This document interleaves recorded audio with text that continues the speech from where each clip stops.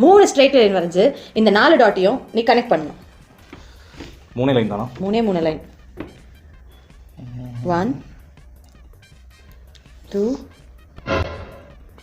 அதான் கிராஸ் ஆயிடுச்சு. கனெக்ட் ஆயிடுச்சு. லைனுக்கு மேலே லைன் வரக்கூடாது. 3 ஸ்ட்ரைட் லைன். 1 2 3. உங்கள் மேக்ஸ் டீச்சர் யாரு? இதுதான் உனக்கு ஸ்ட்ரைட் லைனா? 3 straight line. 3 straight line. 3 straight line. 1 2 3. Cross ஆயிடுச்சு. ஸ்ட்ரெயிட் லைன் வச்சு என்னெல்லாம் பண்ணலாம் நான் போய் யோசிச்சு பார். 1 2 3.